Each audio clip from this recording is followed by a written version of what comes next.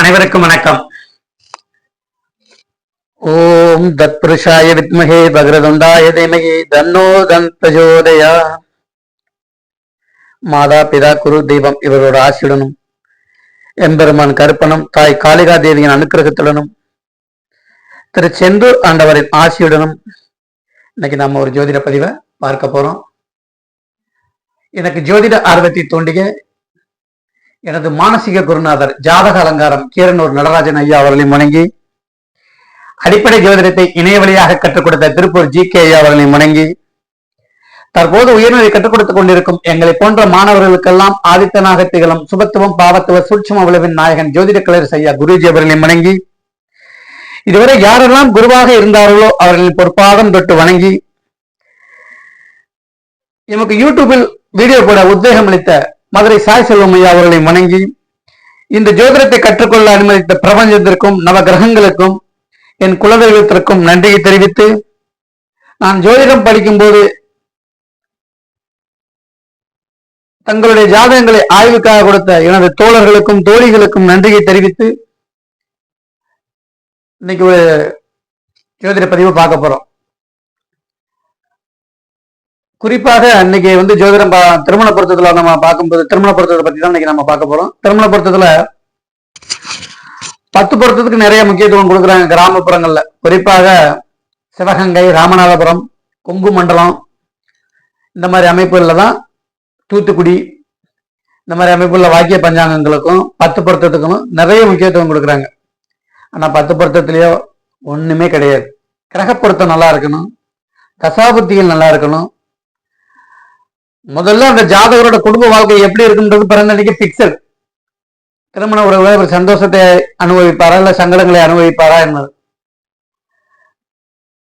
சில ஜாதக அமைப்புகள்லாம் நான் வரும்போது கண்டிப்பா சொல்லிடுவேன், இவரெல்லாம் திருமணம், இந்த பெண்ணுக்கு திருமணம் செய்யாமல் இருப்பது நல்லது, இந்த பையனுக்கு திருமணம் செய்யாமல் இருப்பதே நல்லது அப்படின்னு.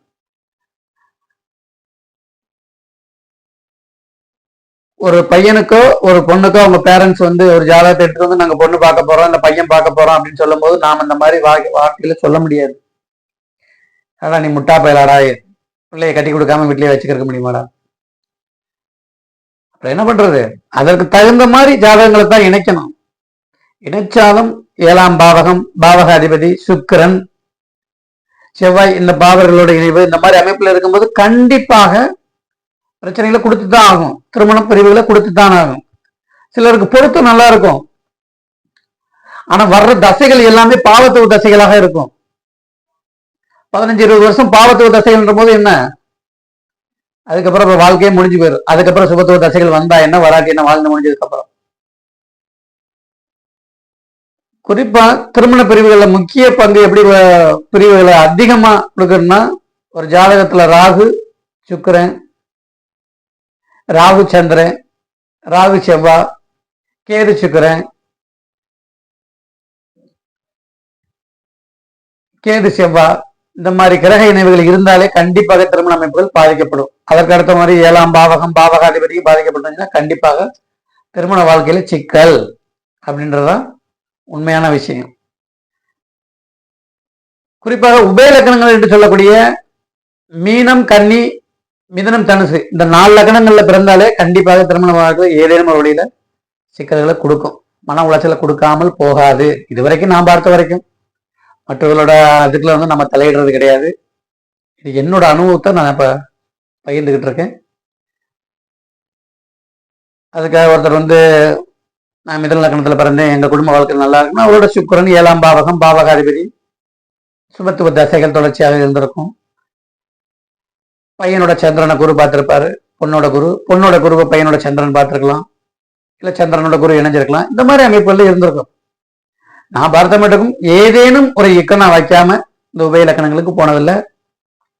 இன்னைக்கு நம்ம பார்க்க போற அந்த பிரிவினைக்குரிய ஜாதகமும் பிரிவினைக்குரிய அந்த உபய லக்கண ஜாதகம் தான் பார்க்கலாம். இது ஒரு மீன லக்கண ஜாதகம். லக்கணத்துக்கு 4ல கேது செவ்வாய், 5ல ஒளி இழந்த சந்திரன், 7ல லக்னாதிபதியான குரு, 8ல நீச சூரியன் புதன், 9ல சுக்கிரன், 10ல செவ்வாய், 11ல சனி. இப்ப இந்த ஜாதகர் கேது தசை 6 வருஷம் இருக்கும்போது பிறந்தாரு, மன்னிக்கணும் 4 வருஷம் இருக்கும்போது பிறந்தாரு. அதற்கு அடுத்து 20 வருஷம் சுக்கிர தசை, 24 வயசுல இந்த ஜாதகருக்கு திருமணம் அமைப்பு பண்ணியிருக்காங்க. கரெக்டா சூரிய தசை குரு புத்தியில திருமணம், 7ல் அமர்ந்த குரு திருமணத்தை நடத்தி கொடுத்திருக்கிறாரு. 6ஆம் அதிபதியான சூரியன் 8ஆம் இடத்துல அமர்ந்து புதனோட இணைந்து திருமணத்துல சிக்கலை கொடுக்கணும்னு திருமண அமைப்பை கொண்டுகிட்டு வர்றாரு. 6ஆம் அதிபதியான சூரியன் 8ல் மறைந்து நீசமும் ஆகி 7ஆம் அதிபதியுடன் இணைந்து எந்த ஒரு நீச பங்கமும் அடையாமல், அப்ப 6 கூடிய தசையில திருமணம் நடக்குமா அப்படின்னு பார்த்தா கண்டிப்பா நடக்காது.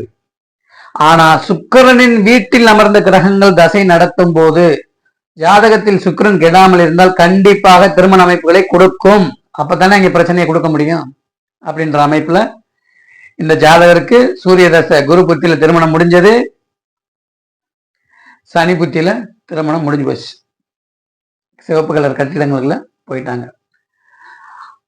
6 கூடிய தசை திருமணம் நடக்கும்போது கண்டிப்பாக கண்ணுல விளக்கெண்ணெய் ஊத்திட்டு பார்க்கணும் இவர்களுடைய திருமண அமைப்பு எப்படி இருக்கு அப்படின்னு.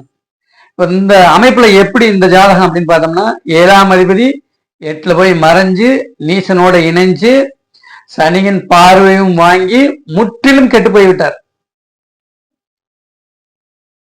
அப்ப இந்த ஜாதகருக்கு இப்ப நடக்கிறது சூரிய தசை, இப்போதைக்கு சூரிய தசை முடிஞ்சு இப்ப சந்திர தசை ஆரம்பமாயிருச்சு, விவகாரத்தை வாங்கிட்டாங்க. அப்ப இந்த ஜாதகருக்கு சூரியன் பாவத்துவமாக தசை நடத்துது. அதற்கு அடுத்து வரக்கூடிய சந்திரனும் ஒளி இழந்த அமைப்பில் பாவத்துவமாக தான் தசை நடத்துறார் 6ஆம் இடத்துல இருந்து. அதற்கு அடுத்து வரக்கூடிய செவ்வாயும்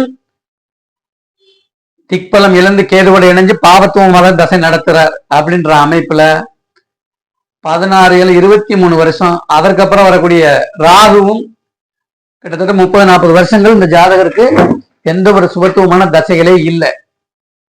லக்னத்தை குரு பார்க்கிறார் அப்படின்ற அமைப்புல ஜாதகர் இருப்பார், நன்றாக இருப்பார்.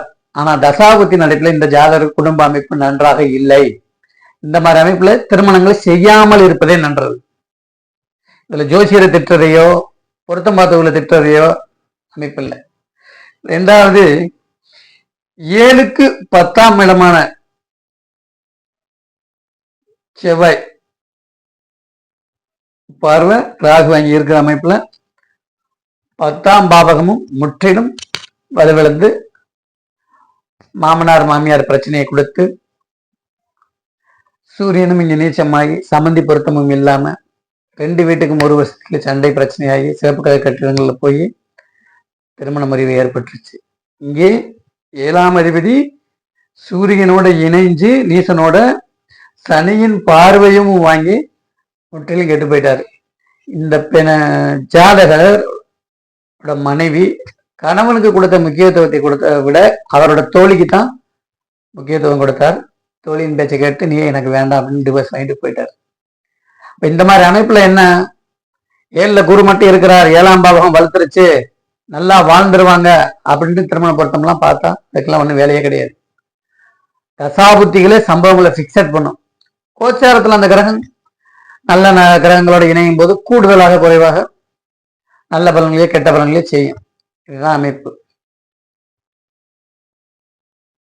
அப்ப திருமண பொருத்தத்துக்கு நிறைய முக்கியத்துவம் கொடுக்கணும்.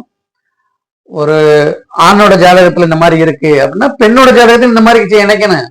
நீனு ரவுடினா வா நானும் ரவுடி, நீ 2 அடி அடிக்கிறா நான் 2 அடி அடிக்கிறேன், அந்த மாதிரி அமைப்பு தான் செய்யும். ஒருத்தருக்கு சுபத்துவ தசைகளாக நடந்து ஒருத்தருக்கு பாவத்துவ தசைகளாக நடக்குதுன்னா அது கண்டிப்பாக சிக்கல்களை கொடுக்கும். இந்த பையனோட ஜாதகத்துல லக்னத்தை குரு பார்க்கிறாரு, அந்த பொண்ணோட ஜாதகத்துல லக்னத்துல சனி. பையன் நல்ல பையன், பொண்ணு ரவுடி. சில இடங்கள்ல பொருத்தம் பார்க்கும்போது சொல்லுவாங்க ஒருத்தருக்கு பாவத்துவமா இருக்கு ஒருத்தர் சுபத்துவமா இருக்கு அனுசரிச்சு போயிடுவாங்க அப்படின்னு. அது ரொம்ப நாளைக்கு நீடிக்காது. இந்த மாதிரி அமைப்புல இருக்கும்போது திருமண பொருத்தம் ரொம்ப அக்யூரேட்டா பார்க்கணும். மற்ற கிரக பொருத்தங்கள் நன்றாகவே இருந்திருக்கு இந்த ஜாதகருக்கு. அது டேட்டா பற்றி எனக்கு சரியா கிடைக்கல, அதனால அதை பதிவுல போடல, கட்டம் மட்டும் தான் கிடைச்சது. அப்போ திருமண பொருத்தத்தை மைனூட்டா பார்க்கணும். தசாபுத்திகள் தான் நல்லது கெட்டதை பிக்சட் பண்ணும். சரி, திருமணம் ஆயிடுச்சு, குழந்தை அமைப்புகளாக ஓரளவுக்கு நன்றாக இருந்துச்சுன்னா குழந்தைக்காக வாழ்றோம் அப்படின்ற அமைப்பை நாம பார்க்கணும். இங்கே 7ஆம் குரு புத்திர பாக்கியத்தை குடிக்கக்கூடிய குரு பாதகஸ்தானத்தில் அமர்ந்திருக்கிறாரு. கேந்திர அதிபதி தோஷத்தில் அமர்ந்திருக்கிறாரு. 5ஆம் பாவகத்தை சனி பார்க்கிறாரு. 5ஆம் பாவக அதிபதி கிட்டத்தட்ட அமாவாசைக்கு நெருங்க சென்ற அமைப்புல குழந்தை அமைப்புகளும் கிடைக்கக்கூடிய அமைப்புல சீக்கிரமான அமைப்புல இல்லை. அதனால பிரிவினை நோக்கி போயிருச்சு. மீண்டும் ஒரு பதிவுல அடுத்த வீடியோல பார்ப்போம். நம்ம சேனலை புதுசா பாக்குறவங்களா இருந்தீங்கன்னா நம்ம சேனலை சப்ஸ்கிரைப் பண்ணுங்க, ஷேர் பண்ணுங்க. நம்மளோட ஜோதிடம் பார்க்க விருப்பம் உள்ளவர்கள் ஆன்லைன்ல பார்க்கலாம். வாட்ஸ்அப் நம்பர் 9500634634 எனக்கு வாட்ஸ்அப்ல மெசேஜ் ஒன்று அனுப்புங்க. வாழ்க ஜோதிடம், வளர்க ஜோதிடர் ஒற்றுமை. நன்றி, வணக்கம்.